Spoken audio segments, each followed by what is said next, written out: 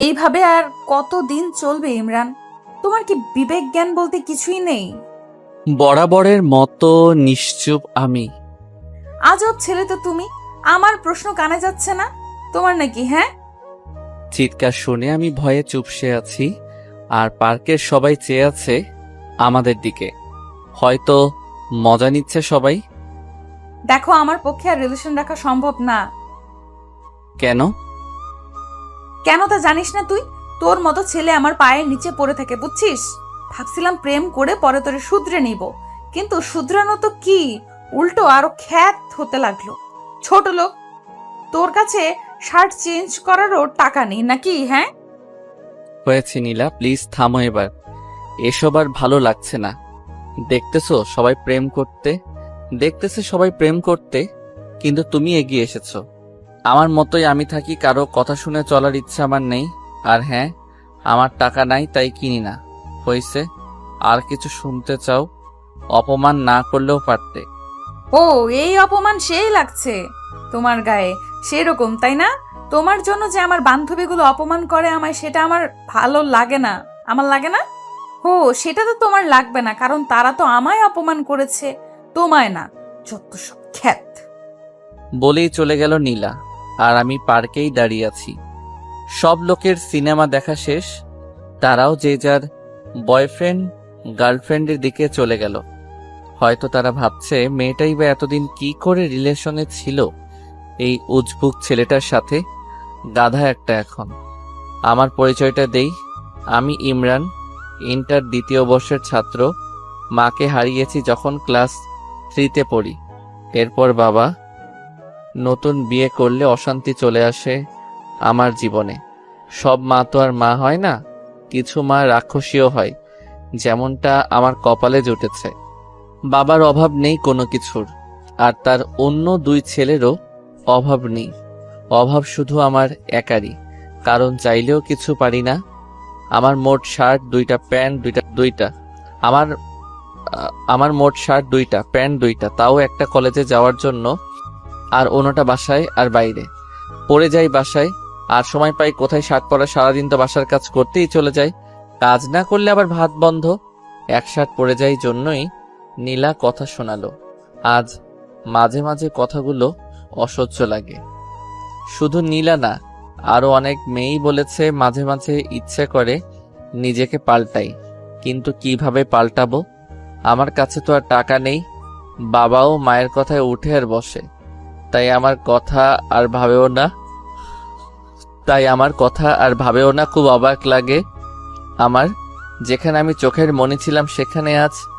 আসলে সময়ের সাথে মানুষগুলাও বদলে যায়। চলুন, শুরুটা কিভাবে হয়েছিল তা বলি আপনাদেরকে। এসএসসিতে রেজাল্ট ভালো করায় জেলার সরকারি কলেজে সিট পেতে সমস্যা হয়নি। মাঝে মাঝে ভয় হতো যে সেখানে সব ধনীর ছেলেমেয়েরা পড়ে, আমি কি নিজেকে মানিয়ে নিতে পারবো তাদের সাথে, নাকি পথের মাঝেই পড়ে থাকবো। তারপরও ভর্তি হয়ে যাই কলেজে। প্রথম দিন কলেজে গেলে সবাই ঘুরে ঘুরে দেখতে থাকে আমায়। মনে হয় যে ইমরান নামের ছেলেটা অন্য গ্রহ থেকে এসেছে। দোস্ত, ছেলেটাকে দেখ, কি যে অবস্থা! এই কলেজে চান্স পায় কিভাবে এরা? শরীরের ড্রেস আপের সাথে চশমাটা যা মানিয়েছে না, দেখ। আমি কিছু না বলে চুপচাপ ক্লাস করতাম আর বেরিয়ে আসতাম। তাছাড়া কি বা বলতাম? এসব তো ছিল প্রতিদিনের ব্যাপার। কলেজে আসলে এক প্যারা, আর বাসায় আর এক প্যারা। শুরু থেকেই বলি, আমার ব্যাপারে তো জেনে গেছেন। আমি ইমরান, বাবা ধনী হলেও আমি গরিব। আর নীলা অনেক ধনী পরিবারের মেয়ে, সে দেখতেও অনেক কিউট। আমার মতো সে হাবলু টাইপের না, অনেক আধুনিক মেয়ে সে। পড়ালেখায় তেমন ভালো না। বন্ধুদের আড্ডায় সবার আগেই পাওয়া যায় ও। সারাদিন ওদের সাথে হই হুল্লোড় করে বেড়ানোই ওর কাজ। আমি যতক্ষণ কলেজে থাকতাম একা একাই কাটাতাম। ক্লাসের সবাই যখন আড্ডা দিচ্ছে তখন দেখা যেত কোনো কোণে বসে থাকতে। একদমই চুপচাপ থাকার চেষ্টা করতাম, আর তখন ক্লাসের সবাই মজা করতো আমায় নিয়ে। বলতো যে ওই দেখ, খ্যাতটা আসছে। তবে এই কথাগুলো নীলার খারাপ লাগতো। এমন কথা শুনে নীলার মনে একটু মায়া জন্ম নেয়। ও ভাবে একে ভালোবেসে তারপর সবকিছু পরিবর্তন করে দিবে। অন্য 8-10টা ছেলের মতো ইমরানও সবার সাথে কথা বলবে, আড্ডা দিবে। তাই একদিন সে সরাসরি প্রপোজ করে।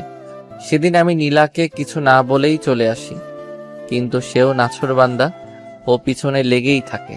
কলেজে যখন একা একা বসে থাকি তখন সে এসে পাশে বসে গল্প করতে চায়, হাতটা ধরতে চায়, চশমাটাও খুলে দিতে চায়, কিন্তু আমি দেই না। শুধু বোকা মার্কা একটা লুক নিয়ে বলি যে চশমা ছাড়া আমি কিছুই দেখি না। এমনভাবেই সবসময় নীলা আমার পিছনে থাকতো, যার ফলে একদিন আমি ঠিকই রাজি হয়ে যাই। তবে পরিবারের কথা লুকিয়ে রেখেছিলাম ওর কাছে। হ্যাঁ, বলার সম্পর্ক শুরু হয়, আর নীলাও তার উদ্দেশ্য অনুযায়ী পরিপাটি করার দিকে মন দেয়। সব সময় শাসনের মাঝে রাখতো, এটা করবা না, ওটা করবা না, এটা পরবা না, এটা খাবে না ইত্যাদি। আমিও শুনতাম। যখন সে চালচলনে পরিবর্তন আনতে বলে তখন একটু পিছু নেমে যায়, কারণ আমার তো সম্ভব না অন্য 8-10টা ছেলের মতো চলা। আমার দ্বারা সম্ভব না ক্লাসের সবচেয়ে স্টাইলিশ ছেলেটার সাথে তাল মিলিয়ে চলা, কারণ আমি কঠিন বাস্তবতার শিকার। নীলা সেই কথা জানতো না, তাই সব সময় ওকে এসব কথা বলতো। প্লিজ নিজের মাঝে একটু পরিবর্তন আনো। এত বোকা খ্যাত টাইপের কেউ হয়? তোমার কি বিবেক নেই? ক্লাসে বাকি ছেলেদের দিকে তাকাও একবার। ওরা কিভাবে চলে আর তুমি কিভাবে চলো? তখন শুধু মাথা নিচু করে করে শুনতাম। সেদিন নীলা বলে যে, শোনো, আজকে বিকালে আমার জন্মদিনের পার্টি আছে, ভালো করে রেডি হয়ে আসো। কিন্তু আমি ঠিক আগের মতোই এসেছিল। কি করবে, 2টা শার্ট আর 2টা প্যান্ট ছাড়া যে ওর কিছুই নেই। প্রতিবার যেই শার্টটা পরে আসে এটাই আজকে পরে আসলাম। সাথে আছে একজন আদর্শ বোকা মানুষের সকল উপাদানগুলো। নীলা তখন অনেক রাগী চোখে আমার দিকে তাকায়। পরে বাধ্য হয়েই নিয়ে যায়, পুরনো বান্ধবীদের সাথে দেখা করে, আমাকেও পরিচয় করিয়ে দেয়। কিন্তু আমাকে দেখে সবাই অন্য চোখে ওর দিকে তাকায়। এখানে যারা এসেছে সবাই উচ্চ পরিবারের, কিন্তু আমি দেখেই মনে হচ্ছে ও কতটা সাধারণ। পায়ে আছে 100 টাকা দামের অতি সাধারণ জুতা। ওদের চাহনির উদ্দেশ্য বুঝতে পেরে আমি একটু দূরে গিয়ে দাঁড়াই। এদিকে ওর একটা ফ্রেন্ড বলে ওঠে, নীলা, তোর মতো একটা মেয়ে এমন একটা খ্যাতের সাথে প্রেম করবি এটা ভাবতেও পারিনি। এইটা কোনো ছেলে হলো? ওর দিকে তাকাতো একবার। সাথে সাথে বাকিরাও ওর সাথে তাল মিলায়, আর নীলা লজ্জায় একেবারে মাথা নিচু করে ফেলে। ও তার বন্ধুদের সামনে চলে আসে। আমিও সব কথা শুনেছি, তবে চুপ করেছিলাম, কারণ আমি জানতাম এমন কিছুই হবে। এটা নতুন কিছু না, এমন কথা শুনতে শুনতে অভ্যস্ত হয়ে গেছি। এরপর ওখানে না থেকে বাসায় চলে আসি। নীলা খুব রেগে গিয়ে বলেছিল, যদি কালকে শার্টটা পরিবর্তন করে না আসি তাহলে অন্য কিছু হয়ে যাবে। আমি তখন বলতে চাই আমার কথাগুলো, কিন্তু সেটা না শুনেই ফোন কেটে দেয়। খুব কষ্ট হচ্ছে আমার জন্য আজকে ওকে এতটা অপমানিত হতে হলো। ভাবলাম বাবার কাছ থেকে কিছু টাকা চেয়ে নিবে, যাতে করে নতুন একটা শার্ট কিনা যায়। কিন্তু বাবার রুমে গিয়ে দেখি প্রচন্ড ঝগড়া হচ্ছে তাদের, আর ঝগড়ার মূল কারণটাই হলাম আমি। ঝগড়ার এক পর্যায়ে মা বলে ওঠে, কি পেয়েছো তুমি? এটা আমার সংসার, তাই এখানে আমার অর্ডারে শুধু চলবে। কোনো একটা ছেলেকে এনে বাসায় রেখেছ, সারা বছর ঘাড়ে পড়ে আছে, একটু কাজ করলেই তো পারে। এটা তো আর কোনো সরকারি হোটেল না। তখন বাবা বলে, আসতে বলো, ইমরান শুনবে। কথাটা শোনা মাত্র মার আওয়াজ যেন আরো বেড়ে গেল। স্পষ্টই বোঝা যাচ্ছিল আমাকে কথাগুলো শোনানোর জন্যই এভাবে বলছে। আবার বলে উঠল, কারো যদি লজ্জা থাকলেও তাহলে সে এভাবে অন্যের ঘাড়ে বসে খেত না। কতদিন একটা মেয়েকে খাওয়ানো যায়, আর খাওয়ার সময় তো একটুও কম খায় না। এটা ভাবে না যে এখানে দয়ার খানা খাচ্ছে সে। মা এর সবগুলো কথাই শুনি, কিন্তু জবাব দেওয়ার মতো শক্তি নেই। তাই চোখের অশ্রু ফেলেই তার সেই কথার জবাব দিলাম। ফুপিয়ে ফুপিয়ে কাঁদতে লাগলাম। কেন আজকে আমি এমন অবস্থার সম্মুখীন? আমারও তো অনেক সুন্দর একটা পরিবার ছিল, কত সুখের ছিল পরিবারটা।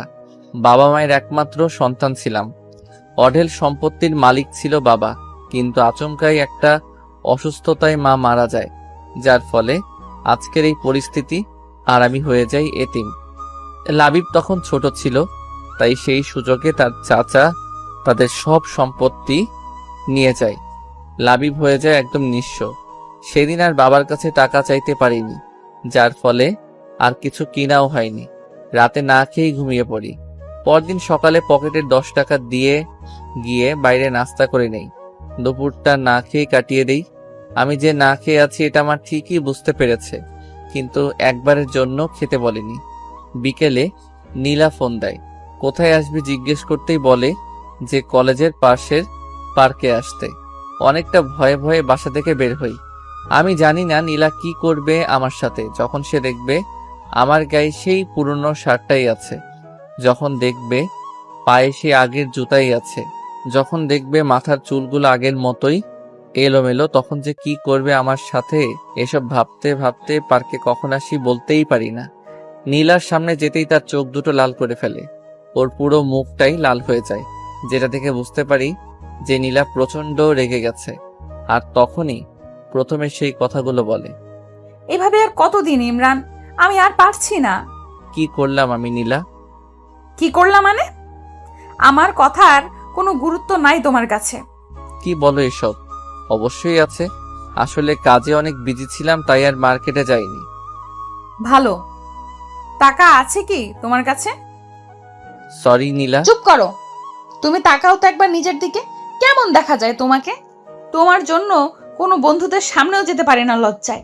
সবাই দেখলেই বলে যে ওই খ্যাতটার জিএফ আসছে। আমি মাথা নিচু করে রাখি শুধু। তোমার সাথে আমি আর পারছি না। আমার একটা সম্মান আছে। ভেবেছিলাম ভালোবাসার পর তুমি পরিবর্তন হবে, কিন্তু তোমার মাঝে এক ফোঁটাও পরিবর্তন আসেনি। সরি। না, আমি আর পারছি না। তোমার সাথে সবকিছু এইখানেই শেষ করলাম। এটা বলেই নীলা উঠে চলে গেল, আর আমি অশ্রু ভেজা চোখে ওর চলে যাওয়ার দিকে তাকিয়ে থাকি। এছাড়া কি বা আর করতে পারি? এই মুহূর্তে প্রচন্ড কষ্ট হচ্ছে, গাল বেয়ে বেয়ে চোখের পানি পড়ছে। আমি জানি নীলা আমার সম্পর্কে কিছুই জানে না, তাই এমন করেছে, কিন্তু সে কি করবে? তার তো কিছুই করার নেই। তারও তো মান সম্মান আছে। মনে হচ্ছে নিঃশ্বাস এখনই বন্ধ হয়ে যাবে। আস্তে আস্তে উঠে দাঁড়িয়ে সোজা চলে যাই নদীর পাড়ে। সেখানে গিয়ে বসে চোখ থেকে চশমাটা খুলে ইচ্ছা মতো কেঁদে নেই। যদি মা থাকতো, কারো দয়ার পাত্র হয়ে থাকতে হতো না, এতটা অসহায়ও থাকতে হতো না। একটু পর চোখের পানিটা মুছে আকাশের দিকে তাকাই আর চিৎকার করে বলতে থাকি, আল্লাহ, কেন তুমি এমন করলে আমার সাথে? কি দোষ করেছিলাম আমি? কেন এত কষ্ট দাও আমাকে? কেন আমার মাকে কেড়ে নিলে আমার কাছ থেকে? কেন তার আদর ভালোবাসা আমাকে পেতে দিলে না? আমার এখনো মনে পড়ে ছোটবেলায় চুল কাটাইতে চাইতাম না, জন্য মা জোর করে বাবার সাথে পাঠাই দিত। আর এখন সেই চুল কাটাতে চাইলেও টাকা নেই। ঈদের দিনে সকালে উঠে মা এসে আগে আমায় আমার গিফট দিত, কত আদর করেই না লাচ্ছা খাওয়াই দিত। আর এখন আমার সৎ ভাইদের সৎ মা খাওয়াই দেয়, ঈদের ড্রেস দেয়। আমি শুধু চেয়ে দেখি, কি আর করব, মা নেই যে। কিছুক্ষণ পর খেয়াল হলো যে অনেক রাত হয়ে গেছে, সাথে প্রচন্ড ক্ষুধা একদম সহ্য করতে পারি না, তাই বাসার দিকে এগিয়ে যাই। বাসায় আবার যে কি অপেক্ষা করছে কোনো কাজই করা হয়নি। বাসার সিদ্ধান্ত নেই, যত কিছুই বলুক কান পেতে সেগুলো শুনবো আর খেয়ে নিব। বাসায় মা বসে বসে টিভি দেখছিল, কিন্তু আমি এসে কলিং বেল বাজাতেই উনি প্রচন্ড বিরক্ত হন। প্রথমে ভেবেছিলেন ওনার স্বামী এসেছে, কিন্তু দরজা খুলে যখন দেখেন আমি দাঁড়িয়ে আছি, তখন ওনার রক্ত গরম হয়ে যায়। প্রচন্ড রেগে কথা বলে। থাকিস কই? এত রাতে কেউ বাসায় আসে? এটা কি নিজের বাসা পাইছস? থাকছস অন্যের বাসায়, লজ্জা করে না? আবার এত রাত করে বাসায় ফিরস? চুপ করেই কথাগুলো শুনতে থাকি, কিছুই বলার নেই। রুমে এসে কিছুক্ষণ শুয়ে থাকি, তারপর ক্ষুধার জ্বালায় মায়ের সামনে যাই। ওনার সামনে গিয়ে দাঁড়াতেই উনি রাগী চোখে তাকায়। একটু ভয় পেলেও বাধ্য হয়ে বলি যে, মা, খাওয়ার মতো কিছু আছে? খুব ক্ষুধা লেগেছে।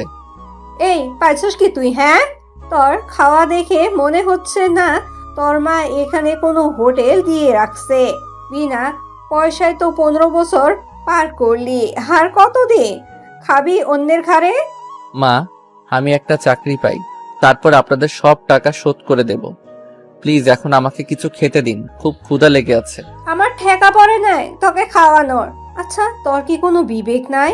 মানুষের তো একটু লজ্জাও থাকে, তোর কি সেটাও নেই? মাথা নিচু করে রাখি।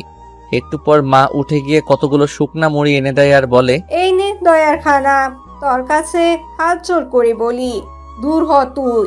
এত আপদ ভালো লাগে না আর, হাল্লা বাঁচাও। ততক্ষণে চোখ থেকে অশ্রু পড়া শুরু করেছে। খাবার ইচ্ছেটাই চলে গেছে, না খেয়ে রুমে চলে আসে আর প্রচন্ড কান্না করি। তবে সেটার কোনো শব্দ নেই, সিদ্ধান্ত নেই যে আর থাকবে না এখানে, জানিও না কোথায় যাব। তবে এটা নিয়ে ভাবিও না, খাতা কলম নিয়ে বসে যাই। উদ্দেশ্য বাবাকে একটা চিঠি লেখা। চিঠি লেখা শুরু করে দিলাম। আব্বু, কেমন আছো? নিশ্চয়ই অনেক ভালো আছো, তাই না? জানো, আমিও অনেক ভালো আছি। প্রতিদিন সকালে মা নামক পাষণ্ড মানুষটা আমাকে অনেক আদর করে, কতগুলো বকা দেয়। প্রতিবার খাওয়ার সময় কত সুন্দর করে আমাকে বিভিন্ন কথা বলে। আচ্ছা, তুমি কি সেটা শোনো না, দেখো না, নাকি দেখেও না দেখার ভান করো? কষ্ট হয় না তোমার সে ছোট্ট ইমরানের জন্য? জানো, আজকে প্রায় একদিন না খেয়ে আছি। তুমি জানো আমি ক্ষুধা একদমই সহ্য করতে পারি না, কিন্তু দেখো আমি ঠিকই এখন পারছি। আমি না অনেক পরিবর্তন হয়ে গেছি। এখন আর কাঁদি না, কাউকে জড়িয়েও ধরি না, শুধু চুপচাপ থাকি আর ভাবি, হয়তো মা থাকলে আমার সাথে কখনো এমন হতো না। কোথায় হারিয়ে গেলে? অনেক ভালোবাসি তোমাকে, সত্যি অনেক ভালোবাসি। ইতি, তোমাদের আদরের সন্তান।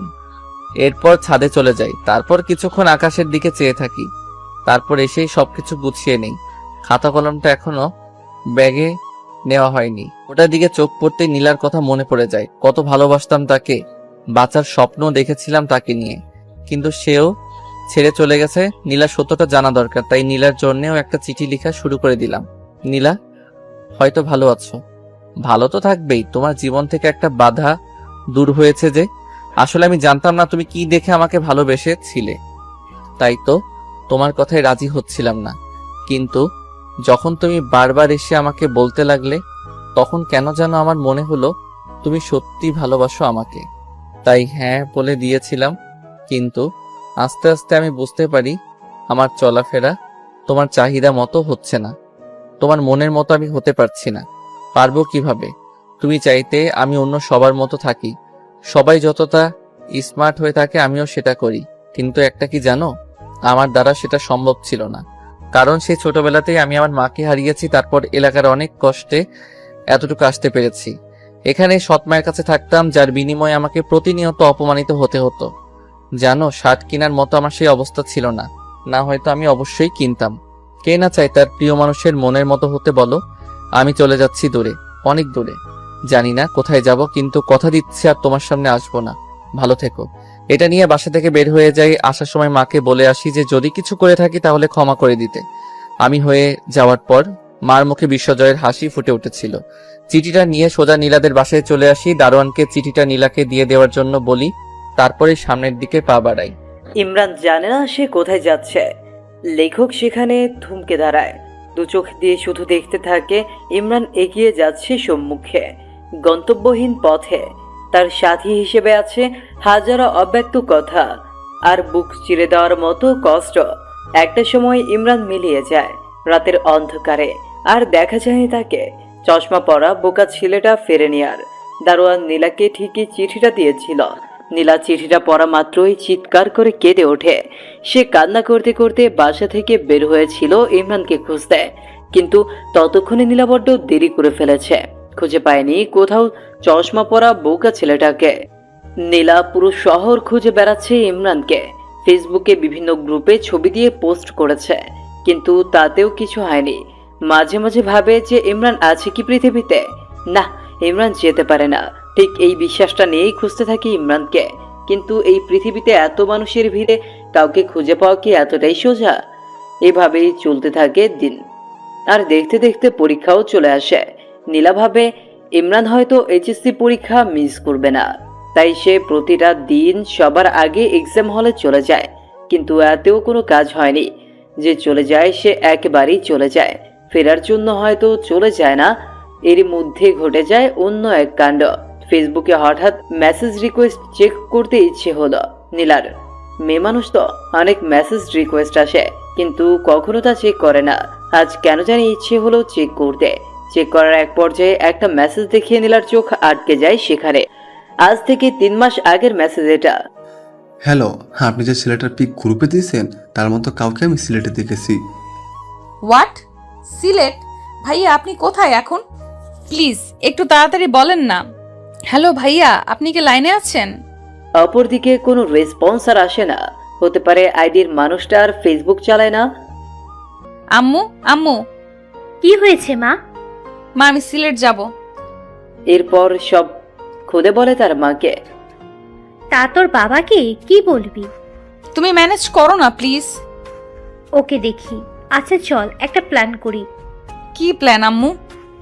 শোন, ওখানে গিয়ে তোর খালার বাসায় উঠবি। তারপর তোর বাবাকে বলবি আমি এখান থেকে অ্যাডমিশন কোচিং করব। তানহা আছে, ওখানে একসাথে যাওয়া আসা করবি। বেশ হবে, তাই না? হোয়াট আইডিয়া আম্মু, love you. I love you too my sweet মামনি। আসলে নীলা আর ওর মায়ের সম্পর্কটা অত্যন্ত মধুর। অনেক মেয়েরই মায়ের সাথে এরকম ভাব থাকে। আপনাদের কারো এরকম মা থাকলে অবশ্যই বলবেন কমেন্টে। এরপর প্ল্যান অনুযায়ী চলে যায় সিলেট। সেখানে তার ছোট মামুনি, খালু আর তার সমবয়সী এক বোন যার নাম তানহা আছে। বাসে উঠলে পরের দিন গিয়ে বাস স্টপে নামে। এরপর তার বোন নিতে আসলে তার সাথে চলে যায়।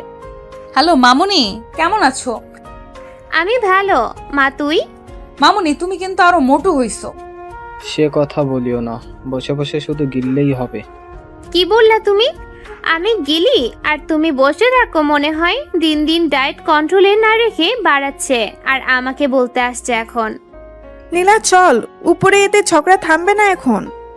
দেখলি আমি এসেই বাজায় দিলাম ঝগড়া। এখন দেখবি আরো কত ঝগড়া লাগে। রাতে দুইজনকে ঝগড়া শেখাবো। আল্লাহ গো, তুই পারিস নীলা। ওই, আমি না পারলি কি তুই পারবি? আচ্ছা বল, এখন হঠাৎ তোর জেলার কোচিং বাদ দিয়ে এখানে কারণটা কি? কোনো কারণ নাই, এমনিতেই তোর সাথে থাকবো তাই। ওই দেখ, আমার সামনে কোনো রকম চালাকি চলবে না, সত্যি করে বল। ইমরানের কথা বলছি না তোকে? ওই খ্যাতটা তো কি করছে হাদারাম? ওকে সেদিন অনেক অপমান করি জন্মদিনে।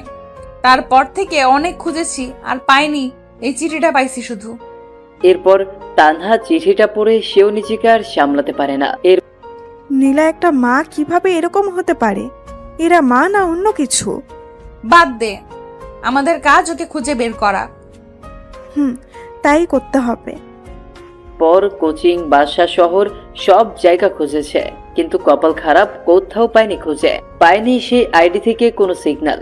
এদিকে আস্তে আস্তে দিনও যেতে থাকে। ভর্তি পরীক্ষা, অনার্স সব শেষ। ইমরানের কথা মনে করতে করতে যে কিভাবে 4টা বছর কেটে গেল নীলার জীবন থেকে।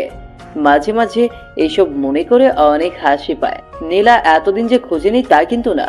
প্রতিটা দিন যেখানে গেছে সেখানেই খুঁজে বেরিয়েছে, কিন্তু পায়নি। দেশের প্রায় সব জায়গায় খুঁজেছে নীলা। মাঝে মাঝে ভাবে যে সামান্য দেশের মানুষগুলোর মাঝে নিজের ভালোবাসাকে খুঁজে পাচ্ছে না।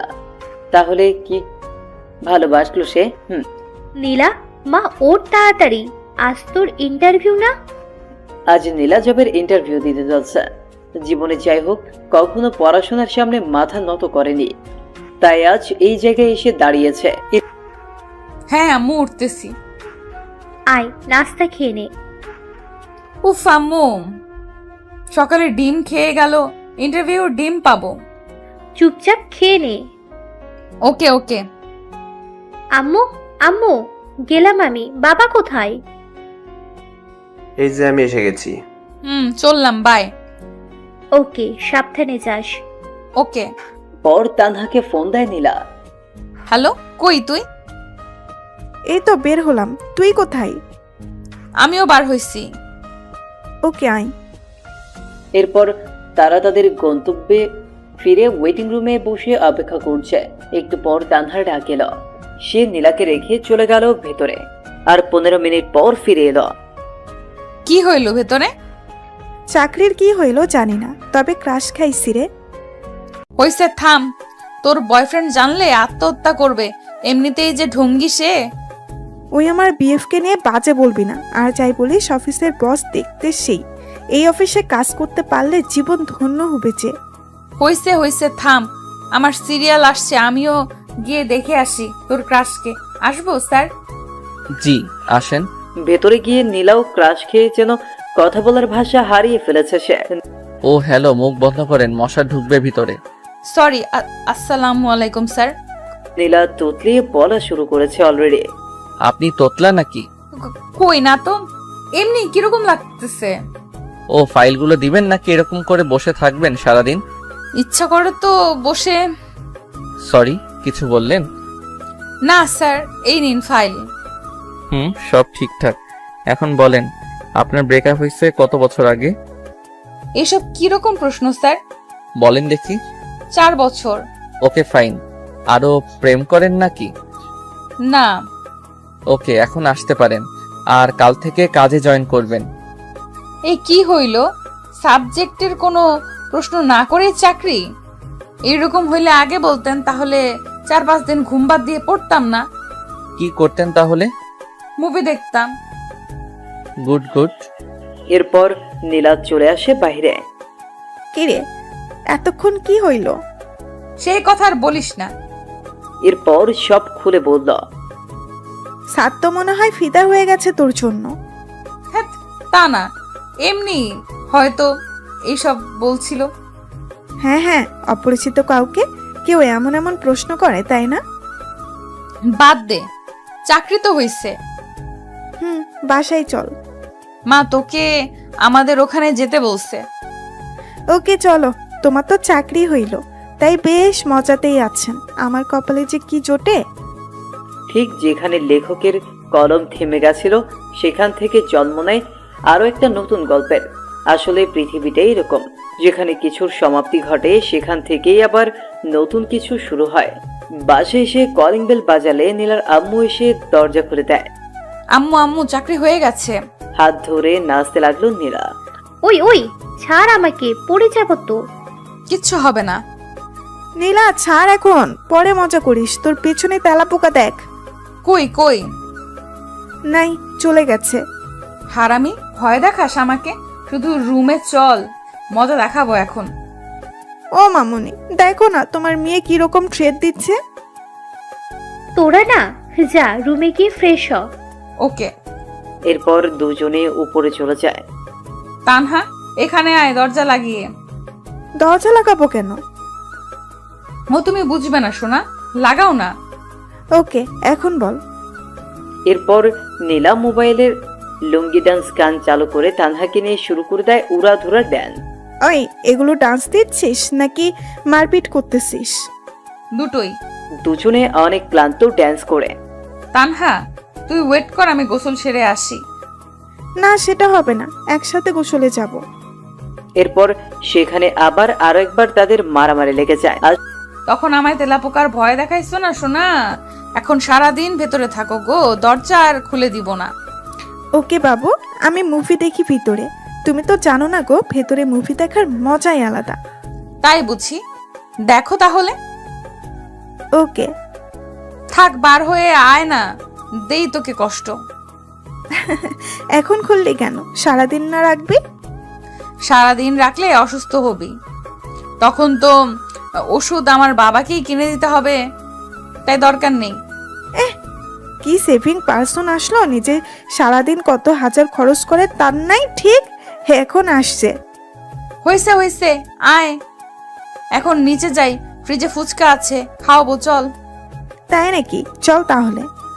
আসলে সমবয়সী বোন থাকলে যা হয় আর কি। বিকেলের দিকে তানহার কনফার্মেশন মেসেজ আসে, সে অনেক খুশি। রাতে দুজনে খেয়ে ছাদে চলে যায়। তানহা, বল।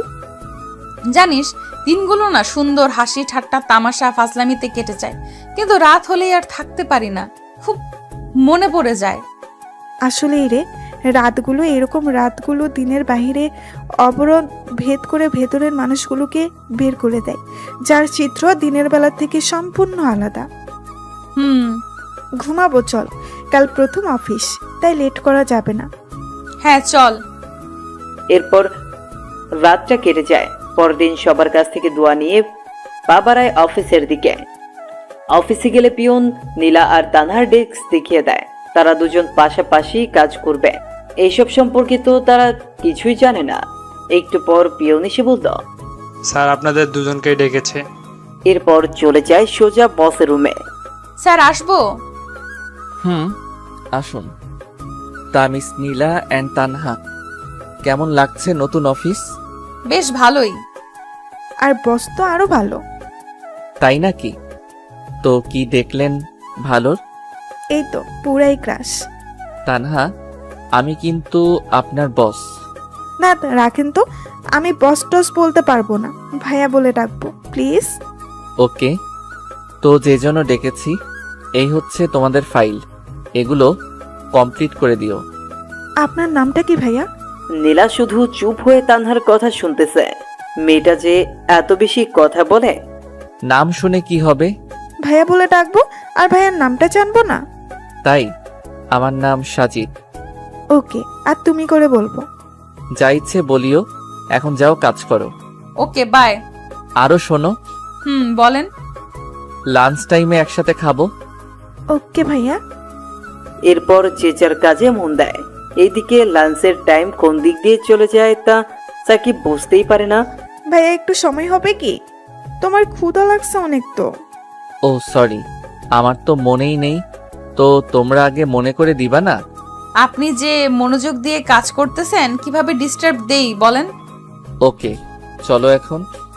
এরপর লাঞ্চ শেষ করে আবার সবাই যে যার কাজে চলে যায়। অফিস টাইম শেষ হলে বাসায় চলে যায় সবাই।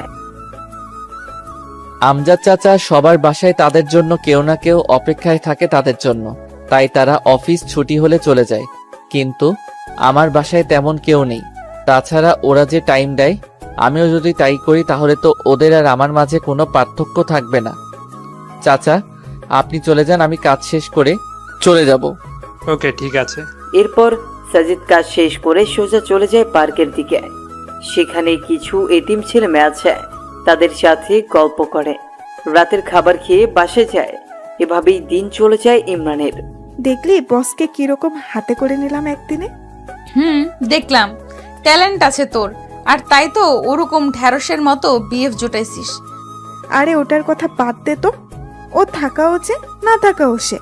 সারাদিনে কি একবারও বলেছে আমার সাথে কথা বলে নাই? ওর সাথে ব্রেকআপ করতেই হবে আজ। তা করিস পরে। ক্ষুধা লাগছে, খাবো চল। মামনি খাইতে দাও, ক্ষুধা লাগছে। ওকে বস, দিচ্ছি। জানো আজ কি করছে তানহা? কি? বসকে একদম পটিয়ে ভাই ডাকা শুরু করছে। তুমি বলো তো ঠিক করছি না। এখন কাজে ভুল হলে বা লেট করে গেলে কিচ্ছু বলবে না। একদম ঠিক করেছিস মা। এরপর খাওয়া শেষে ঘুম আর ঘুম দিবে। উঠে অফিস। আবার আগের দিনের মতো বস রুমে চলে যায় তারা। আগের দিন তো সাজিদ ডাকেনি, তানহা নিজেই চলে গেছে। ভাইয়া আসবো? আসো। কেমন আছো ভাইয়া? আলহামদুলিল্লাহ, তোমরা? কাজ করতে করতে বলল, আমরাও ভালো। ভাইয়া তুমি কি সবসময় কাজ করো এমন? এটা ছাড়া তো আর কোনো কিছু নেই জীবনে, তাই এটাই করি শুধু। জীবনে বলতে? ওসব তোমাদের বুঝতে হবে না। তো ভাইয়া কাল বাসায় গেছো কয়টায়? 9টার দিকে। এতক্ষণ কি অফিসে ছিলা? মাগরিবের পর অফিস থেকে বার হইছি। এরপর কি করছো যে বাসায় যেতে এত লেট হইছে? তোমাকে জানা লাগবে না এত কিছু, নিজের কাজ করো, যাও। ভাইয়া আমি না তোমার বোন, আমাকে বলবো না? দেখো, কোনো ইমোশনাল ব্ল্যাকমেল করবা না, কাজে যাও, লাঞ্চে কথা হবে। ধ্যাৎ। এরপর নীলা তানহা চলে আসে। কি ভাব নিয়ে কথা বললো দেখছিস, আর তুই তারপরও আগ বাড়িয়ে কথা বলছিস। আজব তো, কোথায় ভাব নিল? এখন ব্যস্ত আছে জন্য বললো যে লাঞ্চ টাইমে কথা বলবে। আচ্ছা একটা কথা বলতো, ভাইয়ার কি গার্লফ্রেন্ড আছে? এইরকম ছেলে আবার না থাকে গার্লফ্রেন্ড? আসলে যে এর গার্লফ্রেন্ড হবে সে অনেক লাকি, তাই না? তোর মাথায় এইসব চিন্তা কেন কাজ করে? চুপচাপ কর। এরপর লাঞ্চ টাইমে খাওয়া শেষ করে একটু গল্প করে আবার কাজে লেগে পড়ে। আস্তে আস্তে অফিসের সময় শেষ। আচ্ছা চাচা, আমাদের বস কি প্রতিদিন এরকম লেট করে বাসায় যায়? মা। তো লেট করার কারণ কি? উনি বলেন যে আমি যদি কর্মচারীদের মতো একই সময় দেই তাহলে তারা আমার মধ্যে পার্থক্য কি? আর বাসায় কেউ নেই, তাই যত সময় পাই কাজে লাগাই। আর কি কি করেন উনি? এই তো প্রতিদিন পার্কে যাব, এতিম ছেলেদের সাথে গল্প করব, তাদের সাথে খেলে খাওয়া দাওয়া করে তারপর বাসায় যাই। ওকে চাচা, ভালো থাকবেন, যাই তাহলে। ঠিক আছে আমার, সাবধানে যেও। নীলা আসছে, ছেলেটা অন্যরকম। যতই তার বিষয়ে জানতেছি ততই ব্যাপারটা ঘোলাটে লাগতেছে। প্রপোজ করবো নাকি বলতো? তুই না ভাইয়া বলিস। ভাইয়ার জন্য কি প্রপোজ করা যাবে না? ওই আমার কোন জন্মের ভাই? হ্যাঁ, আজীব মানুষ তুই রে, যা ইচ্ছা কর। এরপর তারা আবার পরের দিনের জন্য প্রিপারেশন নিচ্ছে। অফিসে গিয়ে তানহা সোজা চলে গেল সাজিদের রুমে। হাই কেমন আছো? ভাই, একটা কথা বলি। বলো। ধরো আমি যদি তোমায় প্রপোজ করি, তখন তুমি কি করবা? দেখো, এরকম মন মানসিকতা নিয়ে যদি এখানে আসো তাহলে আসতে পারো। এখন এটা অফিস, প্রেম করা জায়গা না। আর হ্যাঁ, আমি তোমায় বোন ভাবি, অন্য কিছু না। আর এর থেকে বেশি বাড়াবাড়ি করলে এটাও হারাবা। সো বোনের মতোই থাকো, এতেই ভালো। ওকে। এটা বলেই তানহা চলে গেল নিজের ডেস্কে। নীলাকে সব খুলে বলতেই হাসতে হাসতে শেষ। এই কুত্তি, হাসিস কেন? হাসবো না তো কি করব, উচিত শিক্ষা হইছে তোর। আজকে যা প্রপোজ কর, হারামি একটা। জিহবা বাকি ওয়াশরুমে গেল তানহা। এরপর কাজ করতে করতে লাঞ্চের সময় চলে আসে। ভাইয়া খাবো, চলো। আমার ক্ষুধা নেই, তুমি যাও। সাজিদের কথাই দেখে বোঝা যাচ্ছে যে সে অনেকটা রেগে আছে তানহার উপরে। ভাইয়া প্লিজ চলো না। যেতে বলছি না তোমায়, তুমি যাবা। তানহা ভয়ে চলে গেল। একটু পর নীলা গেল তার বস রুমে। স্যার আসবো? হ্যাঁ নীলা, আসো। স্যার খাইতে চলেন না প্লিজ, আপনি না খেলে ওদিকে তানহাও খাবে না বলতেছে। প্লিজ চলেন না। ওই খাবে না কেন? বলতেছি ভাইয়াকে ছাড়া বোন খায় নাকি? প্লিজ চলেন। যদি এটাই ভাবতো তাহলে আর এরকম কাণ্ড করতো না। ওটা ভুল হয়ে গেছে, এখন চলেন তো। আর ওর এ দোষটা কোথায়? যে কোনো মেয়ে আপনাকে দেখলে ক্রাশ খেয়ে যাবে।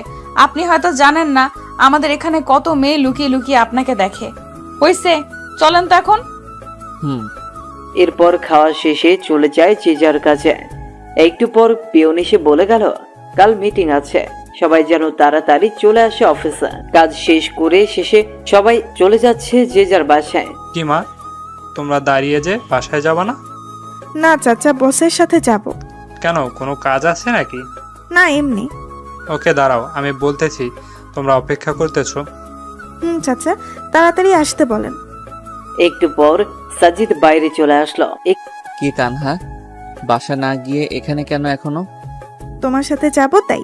কিন্তু আমি তো এখনই যাব না, এখান থেকে পার্কে, তারপরে রাতেই বাসায় যাব।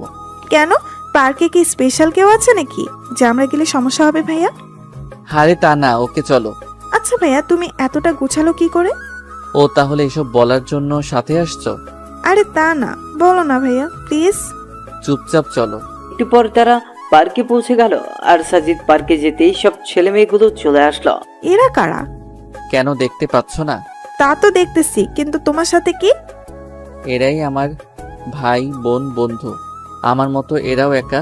তবে একটা পার্থক্য আছে, আমি মা বাবাকে হারাইছি আর এদের মা বাবা এদের ফেলে দিয়েছে। সমাজে এদের অগ্রাধিকার নেই, কারণ এরা নোংরা ভালোবাসার ফসল। এটাই তো আমাদের দেশ। বুঝলাম। যখন ফ্রি থাকি আমি এখানে চলে আসি, এদের সাথে কথা বলি, খেলি, অনেক ভালো লাগে। চলো ওই দোকানে যাই। নীলা পাশে দাঁড়িয়ে শুধু দেখতেছে আর অবাক হচ্ছে। দোকানে কেন? ওখানে এরা প্রতিদিন 3 বেলা খায়, যা ইচ্ছা খায়, আমি রাতে এসে বিল দেই। ভেরি গুড ভাইয়া। আসলে যাদের এদের বাসা থাকা দরকার তারা থাকে না। মানুষ কেমনে পারে এত নোংরা হতে? কয়েকদিন আগেও দেখলাম যে ড্রেনের বাড়িতে বাচ্চার লাশ। তাদের কি একবারও মনে হয় না শিশুটা বড় হলে কি খেয়ে বেঁচে থাকবে? এগুলো কিন্তু তোমার আমার মতো ছেলেমেয়েরাই করে। তো ভাইয়া কাল কি আছে অফিসে? সেটা কালই দেখিও। ভাইয়া আমার না কিছুদিন ছুটি লাগবে। শুধু তোমার, এই ম্যাডামের লাগবে না? স্যার আমারও লাগবে। তো এরকম স্ট্যাচু হয়ে আছেন কেন? মনে মনে কোনো একজনকে খুঁজে বেড়াচ্ছি তাই। ও তাই? তো কে বয়ফ্রেন্ড নাকি? তো কতদিন থেকে খুঁজতেছেন? প্রায় 6 বছর। ও মাই গড, এতদিন ধরে খুঁজেও পাননি? আচ্ছা, অনেক রাত হইছে, এখন বাসায় চলে যান। ভাইয়া দাঁড়াও। দাঁড়িয়েই তো আছি, বসতে বলো নাকি? ভাইয়া তুমিও না, নাও এটা তোমার। কি এটা? আর কিসের জন্য? খুলে দেখিও পরে, আর বোনের তরফ থেকে ছোট্ট একটা গিফট। ওকে। এরপর যে যার বাসার দিকে চলে গেল। বেশ ভালোই লাগছিল, কিন্তু হেঁটে, তাই না? ছেলেটার কাজগুলো দেখলে আরো আশ্চর্য হয়ে যায়। এরপর তারাও বাসায় চলে আসে। ও আম্মু, আজ কি হয়েছে জানো? কি? তানহা প্রপোজ করছে বসকে। তারপর? তারপর আর কি, দিল কথা শোনায়। তানহা দেখি বেস্ট ফার্স্ট। নে এখন খেয়ে নে। আম্মু, ছেলেটা না অন্যরকম। খাইতে খাইতে বলতে লাগলো, কি রকম? আরে মামুনি, কাজগুলো না পুরাই আজব আজব। ওনার নাকি মা বাবা কেউ নেই, তাই কিছু এতিম ছেলেকে নিজের দায়িত্বে পড়ায়, খাওয়ায়, আরো কত কি। এতে খারাপ কি? ভালোই তো। তো আমি কি খারাপ বলছি নাকি? তা না। আচ্ছা, একদিন নিয়ে আসিস বাসায়। ওকে, আনবো। এরপর খেয়ে দুই বোন চলে যায় ছাদে। আচ্ছা তানহা, আমার না আমাদের বসকে দেখে ইমরানের কথা মনে পড়ে যায়। কেন? আরে না, কথাগুলো না কি ওর মতোই। মাঝে মাঝে মনে হয়, আবার মনেও হয় না, কারণ ইমরান তো এরকম না। ওকে ভালো করেই চিনি আমি, কোনোভাবেই এরকম গোছালো হওয়া সম্ভব না। তা ঠিক। আবার দেখ, চাচা বলছে যে বসের কেউ নেই, কিন্তু ইমরানের তো বাবা আছে। ফটকাটা এখানেই। নীলা, একটা কথা বলি। বল। তুই ইমরানকে ভুলে যা, এটাই ভালো হবে। দেখ ও কোথায় আছে, কেমন আছে তা আমরা কেউ জানি না, তাই ওর আশা ছেড়ে দে, নতুন করে শুরু কর সবকিছু। প্লিজ, নেক্সট টাইম আর এটা বলবি না। ঘুমাবো, চল। এরপর ঘুমায়, আর ঘুম থেকে পরের দিন উঠে চলে যায় অফিসে। চাচা, সবাই এসেছে? হ্যাঁ বাবা। সবাইকে কনফারেন্স রুমে যেতে বলেন, আমি আসতেছি একটু পর। একটু পর সবাই চলে আসলো। Hello guys, attention please. কাজ তো অনেক হলো, এবার একটা আনন্দ মজা করার দরকার। তাই ঠিক করছে আগামী বুধবার আমরা ঘুরতে যাব বান্দরবনে। কি তোমরা প্রস্তুত তো? Yes sir. So guys, let's enjoy. আর আশা করি এখনো 2 দিন বাকি আছে। এই 2 দিন সবাই সবার কাজগুলো সেরে ফেলবেন, আর বুধবার ঠিক 7টায় অফিসে চলে আসবেন। ওকে। সবাই সবার কাজে চলে গেল। নীলা দেখ, স্যারের ফিলিংস আছে, বলতে হবে। ঠিক বলছিস। দাঁড়া, বসের রুম থেকে আসতেছি। ওখানে কেন আবার? আহা, ওয়েট কর না। ভাইয়া আসবো? আসো। একটা রিকোয়েস্ট রাখবা প্লিজ? কি বলো আগে, তারপর ভেবে দেখবো। ঘুরতে যাওয়ার সময় আমার পাশে বসতে হবে, প্লিজ প্লিজ প্লিজ। ওকে, যদি সকলের সিট আগে ফিল আপ হয় তো বসবো, বাট সিট কম পড়লে সরি। ওকে, থ্যাঙ্কস। কি হইল রে ভেতরে? কি আর হবে, কি আর হবে, স্যারকে পাশে বসানোর টিকিট নিলাম। গুড। এভাবে আস্তে আস্তে যাওয়ার দিন চলে আসে। সবাই যথাসময় পৌঁছে যায়। তানহা, সামনে দেখ। কি রে, সামনে? ও মাই গড, কে এটা? আমাদের বস। গিটার, ক্যামেরা, কি এসব? মনে হচ্ছে মজা ভালোই হবে। Hello, how are you? Fine sir, আপনি? ভালো। শোনো, আমাদের জার্নি কিন্তু টোটাল 14 ঘন্টার। এই টোটাল সময়টা অনেক মজা হবে। চাচা কই আপনি? বাবা, আমি রেডি। ওকে, তাহলে গাড়ি ছাড়তে বলেন। সবাই শোনো, কেউ কানে ইয়ারফোন লাগিয়ে গান শুনবা না। মোবাইলের গান তো প্রতিদিনই শুনি, আজ না হয় অন্যের খালি গলায় শুনবো। যার যে গান শুনতে ইচ্ছা করবে, আর এখানে যার গলায় শুনতে ইচ্ছা করবে বলবা আমাকে। সে গান না পেলেও ওই গানের নিম্ন 6 লাইন গাইতে হবে। ক্লিয়ার সবার? তো আগে আমি শুরু করছি একটা গান দিয়ে, এরপর তোমরা শুরু করবা। কার কি গান আর কার কাছ থেকে শুনবা? ওকে। এরপর সাজিদ আস্তে করে গিটার হাতে নিয়ে সুন্দর একটা সুর তুলে বলতে শুরু করলো। চোখে চোখ রেখে বসে আছি এভাবে, দেখো না কি তুমি আমার মনে যে কে, আমার চোখে কি দেখোনি? মনের কথা কি বোঝনি? তবু একবার দেই বলে ভালোবাসি তোমাকে, আবারও বলছি তোমাকে বেসেছি আমি ভালো। এইভাবে সম্পূর্ণটাই শেষ করলো। আর একটা হবে। আরে না, এখন আমি রিকোয়েস্ট করব আমাদের চাচাকে একটা গান বলতে। চাচা আজ না করতে পারবেন না। ইয়াহু। চাচা শুরু করেন। এরপর চাচা শুরু করলো মাইসে ফিরিয়ে দাও গান। কি চাচা, কাকে বলতেছেন এই বয়সে প্রেম ফিরিয়ে দিতে? সবাই তো হাসতে হাসতে শেষ। কই, কাউকে না তো। আমি গান বললাম। আমি বুঝছি চাচা, এই বয়সে কাকে মন দিলেন? স্যার, আমাদের সকলের একটা প্রশ্ন আছে। কি প্রশ্ন? আপনি কিভাবে এই কম বয়সে একটা কোম্পানির মালিক হলেন? মানে আপনার জীবনী নিয়ে জানতে চাই। ওটা শেষে বলবো, এখন গানের পর্বটা শেষ হোক। এই তানহা শোন, নীলা তানহার কানে কানে বলতেছে। যে গানটা স্যার বললো সেটা ইমরানের খুব ফেভারিট।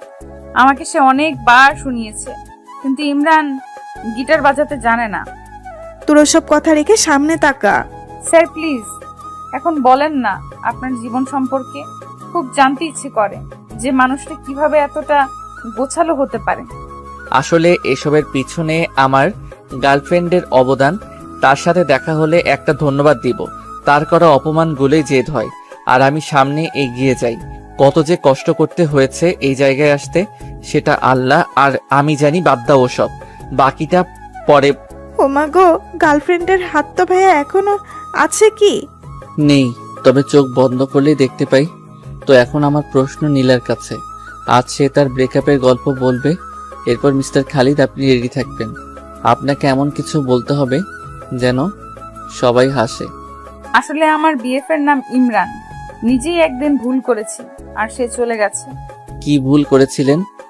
অপমান করেছিলাম। এরপর 6 বছর ধরে খুঁজতেছি, কিন্তু পাচ্ছি না। বাবা, এত ভালোবাসা তার জন্য যদি ফিরে আসে এখন, তো কি করবেন? 2 গালে থাপ্পড় দিব। কেন? আমাকে এত কষ্ট দেওয়ার শাস্তি পাবে না। এত রাগ তার উপর? হুম। তো খালিদ সাহেব, এখন তো আপনার পালা। স্যার একটু সময় দেন, ঠিক করে নিই কোনটা বলবো। ওকে 1 ঘন্টা বিরতি দিলাম। চাচা খাবার দেন সবাইকে। এরপর সাজিদ গিয়ে সোজা তার সিটে বসে পড়ল, মানে তানহার পাশের চেয়ারে। ভাইয়া তোমাকে কিন্তু সেই লাগছে আজ। তাই? তোমরা 2 জনও কম না কিন্তু। খাওয়া শেষে সবাই রেস্ট নিচ্ছে আর সাজিদ এক ধ্যানে বাইরে তাকাচ্ছে। স্যার বাইরে কি দেখেন? কিছু না, এমনি শহরটা দেখি। আপনার রিলেশনের কথা কিন্তু জানতে পারিনি এখনো। সেই মেয়েকে দেখতে ইচ্ছে করে যে কিনা আপনার মতো কাউকে পেয়েও অপমান করেছে। হইছে, আর দেখতে হবে না। খালিদ সাহেব শুরু করেন না। সবাই দেখেন না কিরকম গোমরা মুখ করে বসে আছে। আমি যেটা বলবো সেটা শুনে কেউ হাসতে হাসতে অজ্ঞান হলে কিন্তু আমার কোনো দোষ নেই স্যার। কি যে বলি কিছুই বুঝতেছি না। কিছু একটা বলেন স্যার। খালিদ সাহেবের ক্রাশ মিস সীমা। আচ্ছা তাহলে শুরু করি। গ্রামের পরিবেশ কিরকম সেটা আশা করি সবাই জানে। গ্রামে সব মানুষের ঘরে টয়লেট থাকে না, তাই যাদের টয়লেট থাকে না তারা তাদের কাজ সারার জন্য আসলে বাসবাড়িকে বেছে নেয়। এর মধ্যে কিছু মানুষ আছে যারা আবার নিচে কাজ চালাতে পারে না। কাজ চালানোর জন্য তারা বিভিন্ন গাছের উপরে ওঠে। তো এক লোকের অভ্যাস হচ্ছে যে গাছে উঠে সিগারেট খাওয়া প্লাস টয়লেট সারা। প্রতিদিনের মতো সেদিন বাসবাড়িতে গেলে সেদিন এক অন্যরকম কিছু ঘটে। কিরকম? সবাই আগ্রহ নিয়ে শুনতেছে আসলে কি হতে চলেছে। সেদিন তিনি চারপাশ দেখে সুন্দর গাছে উঠে গেল, তারপর আস্তে আস্তে সিগারেটের টান আর কাজ শুরু করে দিল। এদিকে এক বৃদ্ধ আবার নিচে এসে বসে পড়েছে। উপরে যে একজন আছে তার লক্ষ্যই করেনি। এদিকে উপরের জন্য নিচের জনকে দেখে নাই, তাই যে যার মতো কাজ করতেছে। উপরের জন তখনও শুরু করতে পারে নাই, তাই জোরে চাপ দিয়ে গাছ নাড়া শুরু করেছে। এটা আবার নিচের জন দেখে উপরে যেই তাকাইছে ঠিক সময়ই জিনিসের সাথে তার মুখে চোখু। উপরের জন তখনও বুঝতে পারে না যে নিচে কি হচ্ছে, তাই সে কাজ চালাইতেই রাখলো। আর নিচের জনের মুখ শেষ। কোনো রকমের নিচের জন মুখ তুলে বলল, ওই থামবো নাকি লাঠি দিয়ে গাছে উঠবো।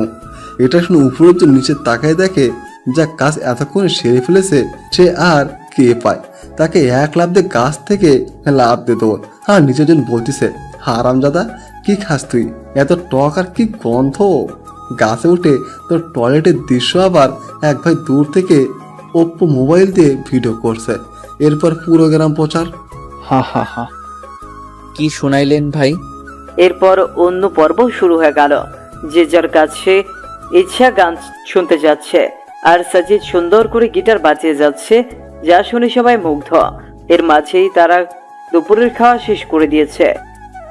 শোনো সবাই, আর অনলি 5 ঘন্টা রাস্তা আছে। এই সময়টা সবাই একটু রেস্ট নাও। এরপর যে যার সিটে। সাজিদও গেল তার সিটে। একদিকে 3 সিট হওয়ায় সাজিদ, নীলা, তানহা 3 জন একসাথেই সাজিদের পাশে নীলা জানলার পাশে বসে। সাজিদ বাইরের শহর দেখতেছে। সে কতই ব্যস্ত না সবাই যে যার গন্তব্যে ছুটছে।